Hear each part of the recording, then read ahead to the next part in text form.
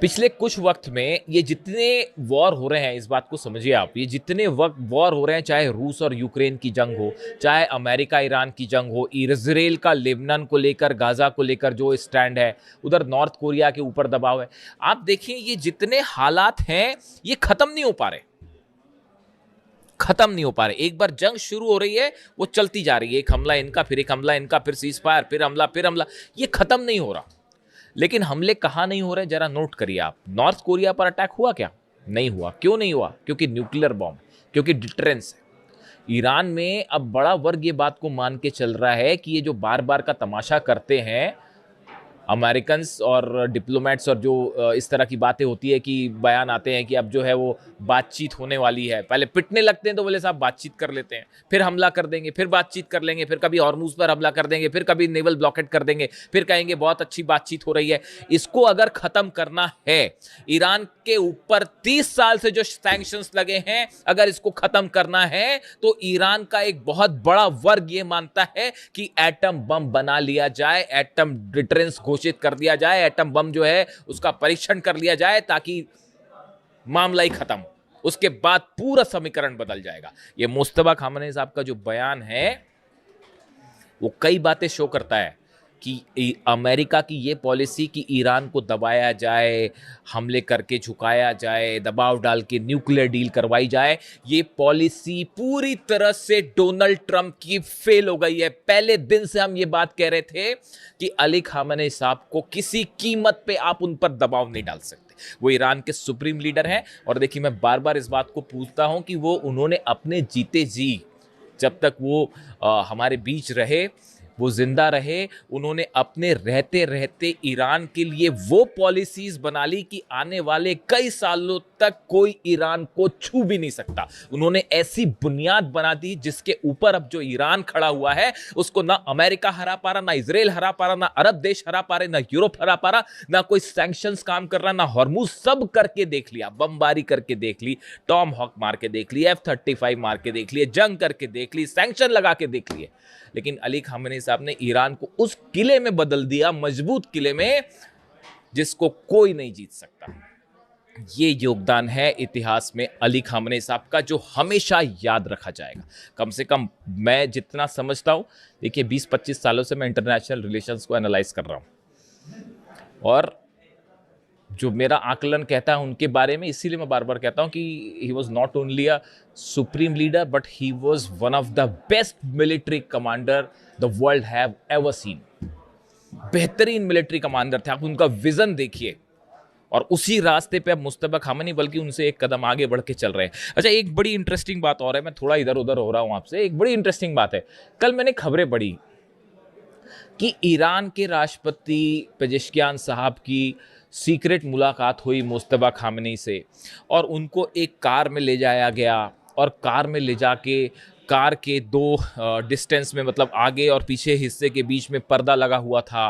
Mustafa Khamenei साहब आगे थे और उन्होंने बात की है पेजेश्कियान साहब से, और बीच में पर्दा था, और दोनों को आमने सामने नहीं करवाया गया, सिर्फ मतलब चेहरा नहीं देख पाए, सिर्फ बात की गई, और उन्होंने कई बातें कही पेजेश्कियान साहब को। इस तरह की खबरें हैं मीडिया में। अब जरा कॉमन सेंस लगाइए, ईरान के सुप्रीम लीडर की एक सीक्रेट मीटिंग होती है ईरान के राष्ट्रपति के साथ, इतनी सीक्रेट कि उसमें पेजेश्कियान साहब को जो है वो मुस्तफा खामेनेई साहब से आमने सामने वो मिले तक नहीं, सिर्फ उनकी आवाज सुनी। इतनी सीक्रेट मीटिंग। मुस्तफा खामेनेई साहब जिनकी लोकेशन के लिए CIA और मोसाद जो हैं वो बावले हुए जा रहे हैं पिछले कई महीनों से कि लोकेशन तो पता चल जाए। इस सीक्रेट मीटिंग की खबर दुनिया भर में फैल जाती साहब, अखबार में। क्या ये संभव है? इस तरह की खबरें कि पेजेश्कियान साहब का इस्तीफा होने वाला है, अब ईरान के राष्ट्रपति अब इस्तीफा दे देंगे, और मनमुटाव हो गया है, और ग्रुपों में डिवाइड हो गया है ईरान। मतलब ऐसी ऐसी खबरें साहब की सुनकर जो है आश्चर्य भी होता है, दुख भी होता है, और हंसी भी आती कभी कभी तो। मतलब आप सोचिए, ईरान के सुप्रीम लीडर की पोजीशन को लेकर, कि उनकी लोकेशन को लेकर ईरान इतनी सावधानियां बरत रहा है, उनकी इतनी सीक्रेट मीटिंग होती है राष्ट्रपति के साथ, और वो पूरे दुनिया भर में फैल गई, खबर भारत तक आ गई साहब कि वो एक कार में बैठे थे, वो सामने बैठे थे, वो पीछे। मतलब क्या ही बोला जाए, मतलब हैरानी होती है मुझे तो कई बार। खैर छोड़िए, अलग अलग खबरें चलती हैं। तो इसीलिए मैं कहता हूं आपको कि खबरों पर बड़ा है ना विश्वसनीय एनालिसिस के साथ भरोसा होना चाहिए। मैं अगले वीडियो में आपको बताऊंगा वो जो यूएई में धमाके हुए, जेबल अली पोर्ट पर 7 धमाके हुए, वो 7 धमाके किसने किए अगले वीडियो में बताऊंगा मैं आपको। सरप्राइज, हैरान रह जाएंगे आपकी वो धमाकों के पीछे किसका हाथ था। वो जब ऐसी खबर आती है ना कि अमेरिका और ईरान के बीच अब कोई बातचीत होने वाली है, हॉर्मुज को लेकर कोई समझौता, तो धमाके होने लगता है साहब। कोई है ऐसा ना जो चाहता है कि धमाके ना हो, आप भी जानते ही होंगे।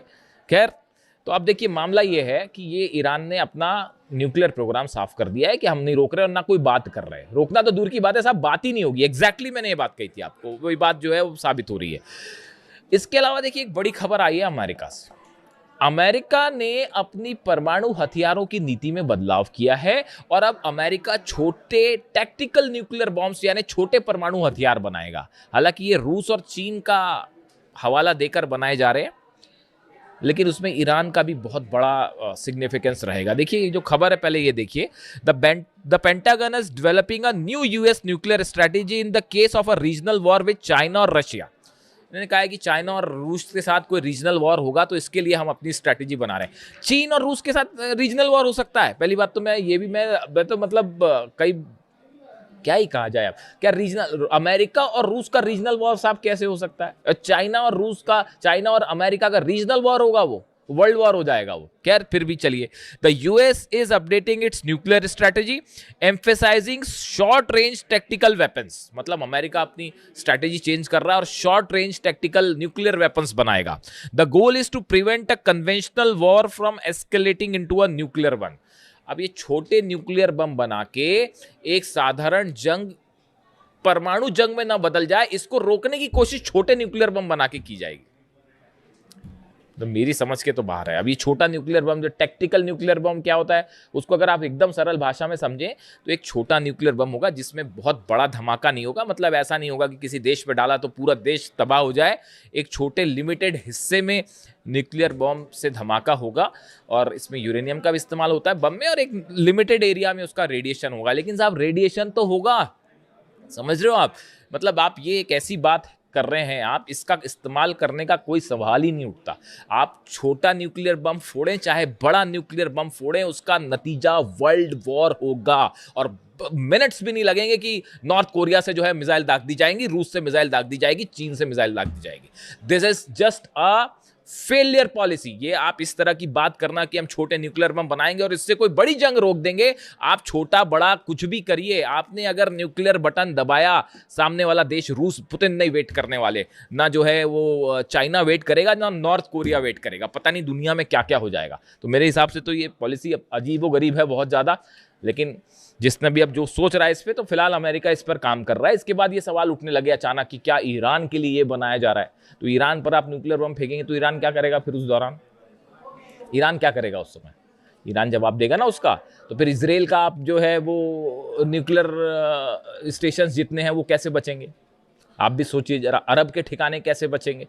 तो ये इसका पता नहीं मुझे क्या है इसका कैलकुलेशन, डिफेंस एक्सपर्ट ही बेहतर बताएं। लेकिन खबर तो खबर है, ये है मामला कि अब अमेरिका छोटे न्यूक्लियर हथियार बनाएगा। देखिए अब ये मामला जो है वो एक ऐसी जंग की तरफ बढ़ रहा है जिसका कोई हल नहीं है। इसका हल एक ही है कि अमेरिका, डोनाल्ड ट्रंप अपनी हार स्वीकार करें और हॉर्मुज छोड़ के निकल जाएं, अरब बेसिस खाली करें। यही ईरान चाह रहा है कि भाई आप भी शांति से रहो, हम भी शांति से रहो, हमारे मामले में आप मत दखल दीजिए।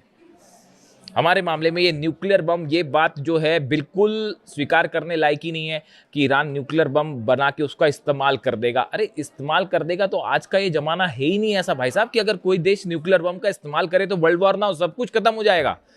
अब ऐसा थोड़ी कि रेडिएशन जो है अगर होगा मान लो, तो रेडिएशन ये देखेगा कि नहीं मैं सऊदी की जो है वो लैंड में नहीं घुसूंगा, रेडिएशन मैं उसमें या यूएई में नहीं करूंगा, या जॉर्डन में नहीं करूंगा, या इजराइल में नहीं करूंगा, या ईरान में नहीं करूंगा। रेडिएशन होता है, किसी भी तरह का रेडिएशन रूस भी खत्म कर देगा, यूरोप भी खत्म कर देगा, अरब भी खत्म कर देगा, इसराइल भी खत्म हो जाएगा। यहां पर न्यूक्लियर धमाके वाली कोई संभावना ही नहीं है। ये बेमतलब की बात है कि ईरान के न्यूक्लियर प्रोग्राम के नाम पर ईरान पर जंग थोपी गई। ये वैसा ही गलत था जैसे वेपन ऑफ मास डिस्ट्रक्शन बोल के सद्दाम पर हमला किया गया था। ये बिल्कुल वैसी ही बात है साहब, इसमें कोई डिफरेंस नहीं है। खैर फिलहाल ईरान की तरफ से मैं इस वीडियो में आगे नहीं जाना चाह रहा। इसके अलावा एक दो खबरें और हैं। हूती ने 2 जहाज सऊदी के और ठोक दिए हैं। दो और जहाज़ों में धमाके की खबर है। कल तक 8 थे, आज के 2 और लगा लीजिए, 10 जहाज़ सऊदी के जला चुका है हुती। 2 जहाज़ों पे धमाके की खबर है। वैसे ही हॉर्मूज़ में भी जो 2 जहाज़ जो हैं वो ठोक दिए गए हैं और निश्चित रूप से ईरान की तरफ से ठोके गए हैं। 2 जहाज़ हॉर्मूज़ में जले हैं, 2 लाल सागर में जले हैं, 2 सऊदी के जहाज़ हैं, 2 ये जहाज़ हॉर्मूज़ में किसके जलाए गए हैं, जैसी जानकारी आएगी वो मैं आप तक पहुँचाऊँगा। और जो हुती की तरफ से कहा गया है tankers with ballistic missiles including Daisy in the Gulf of Aden and Wafa near Yanbu in the Red Sea, ये 2 जहाज़ों पर हमले हुए हैं। Saying the attacks are the part of maritime blockade campaign, ये हुती की तरफ से कहा जा रहा है। The group warn that the Saudi linked vessels would not be allowed to transit any key waterways until its demands are met. हुती की तरफ से कहा गया जब तक हमारी शर्तें पूरी नहीं की जाती, हमारा जो ब्लॉकेड करके रखा है सऊदी ने खत्म नहीं किया जाएगा, तब तक हम ठोकते रहें। और इस बीच ईरान की तरफ से न्यूक्लियर पॉलिसी का बड़ा ऐलान, जो अब इस मामले को एक बड़े ऐसी जंग की तरफ धकेल रहा है जो बेहद खतरनाक हो सकती है। वीडियो कैसा लगा कमेंट करके ज़रूर बताइए, आपके हर कमेंट पे पढ़ने की कोशिश करता हूँ। Thank you so much.